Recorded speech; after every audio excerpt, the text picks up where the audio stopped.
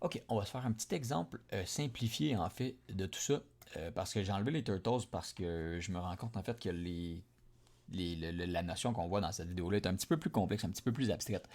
Donc, je vais tout simplement vous montrer en fait qu'est-ce qu'on peut faire avec le mot-clé return dans les fonctions. C'est très très très utile, on l'utilise tout le temps, mais c'est un peu abstrait. Donc, moi j'aime bien comparer ça à faire du vélo ou apprendre à patiner. On peut bien vous expliquer la théorie, c'est en pratiquant qu'on va devenir un peu bon, qu'on va commencer à comprendre puis qu'on va vraiment incarner ce savoir-là. Donc, en programmation, ça marche un peu de cette façon-là aussi. À quoi ça sert les returns? Les returns vont servir en fait à faire en sorte que nos fonctions nous renvoient des valeurs en fait. Qu'on ne fait pas juste afficher quelque chose, mais que ces fonctions-là valent quelque chose. Donc elles aussi, on a une valeur qui est attribuée à leur fin en fait, à leur exécution. Donc je vais vous donner un exemple, un bon exemple et un mauvais exemple. Donc on va se créer un petit truc super simple, on va vouloir calculer l'aire d'un carré. Donc l'aire d'un carré, c'est quoi? C'est le côté fois le côté, hein, on est d'accord? Donc, comment est-ce qu'on peut faire ça? Si on suit une fonction comme ça, def r carré, ou calcul r carré, faites ça comme vous voulez, on pourrait lui faire ça juste comme ça, puis lui dire, ok, ben l'air c'est égal à côté fois côté. Et on met le paramètre côté ici. On est sûr qu'on est correct, ça fonctionne. Et si on fait print, et on imprime l'air, on va avoir quelque chose qui fonctionne. Mais là, soyez conscient d'une chose. On est dans un certain, ce qu'on appelle un certain scope. S-C-O-P-E. Le scope, ça veut dire que si j'imprime R ici, ça fait du sens parce que je suis où est R là. Je le vois. Ma variable le voit parce qu'elle est au même niveau d'indentation. Si j'arrive ici et j'essaie d'imprimer R, ça ne fonctionnera pas. Donc, je veux juste que vous preniez ça en note. Donc, si on l'utilise ici, il n'y a rien qui se fait parce qu'on n'a pas d'input là. J'avais fait un exemple d'input avant, c'est pas grave. R carré, et qu'on fait le côté est égal à 10, donc on va avoir un R de 100. Hop, ça marche, ça fonctionne, ou ça semble fonctionner. Le problème en fait, c'est que là on l'imprime ici. Mais si par exemple, je veux juste l'association, je veux vraiment la valeur et je veux essayer de l'imprimer là, print R carré, ben en fait je pourrais reprendre juste ça, hop, R carré ici, ou simplement R là, il va juste ne pas le trouver je crois. Est-ce qu'il va le trouver? Non, il le trouve pas. Vous voyez, il dit quoi? Il dit ça marche pas. Ça vaut 0.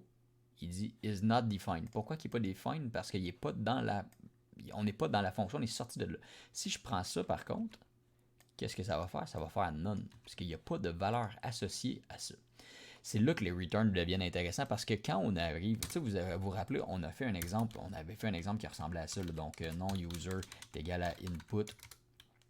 Donc, comment est-ce que je fais pour que l'input soit associé à cette variable-là puis que je puisse l'utiliser dans mon programme, finalement pas juste dans ma fonction, mais partout dans mon programme, ben c'est avec un return type qu'on peut faire ça.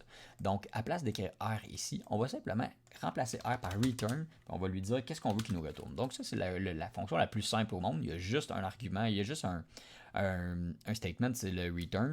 Donc, si on écrit, ok, je sais pas, l'air de mon salon, par exemple, est égal à R carré, hop, en espérant que mon salon soit carré. Mon salon soit carré.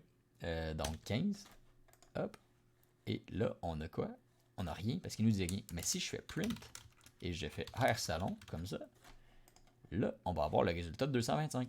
Donc, on peut réutiliser R salon sur d'autres choses. Donc, si par exemple, je sais pas, je décidais de faire, disons que je suis très cool, moi, j'ai toute une maison que toutes les pièces sont carrées. Donc, R cuisine est égal à R carré qui est de, je sais pas moi, un 14 par exemple, ben, je pourrais faire R total est égal à R salon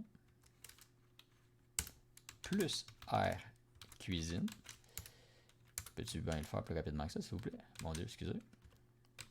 J'ai pas l'habitude avec collab. Et voilà. Et je pourrais print R total. Donc, c'est la seule façon de le faire de façon efficiente, de pouvoir vraiment l'utiliser. Donc, c'est vraiment utile, mais j'en suis conscient que c'est pas nécessairement quelque chose qui vient naturellement. Ça va venir. Vous pouvez faire. Je fais une parenthèse là parce que les vidéos sont pas trop longues. Là. Prenez le temps de faire les exercices que j'ai mis entre chaque vidéo. Là. Dans les commentaires, vous allez avoir des exercices. Ça vaut vraiment, vraiment la peine. Si vous avez des questions ou vous voulez valider si c'est vraiment une bonne façon de faire, vous pouvez me les envoyer, ça va me faire plaisir de les vérifier. Mais ça vaut la peine de vraiment pratiquer, pratiquer, pratiquer. Surtout quand on parle de petits trucs comme ça. On va simplifier pour les prochaines vidéos, vous allez voir, mais le return type, les paramètres sont un petit peu plus difficiles que les fonctions normales, ça commence à être un peu plus difficile. Les return types, c'est un petit peu plus lourd, un petit peu plus abstrait, on se demande un peu à quoi ça va servir, c'est normal, ça va venir avec le temps.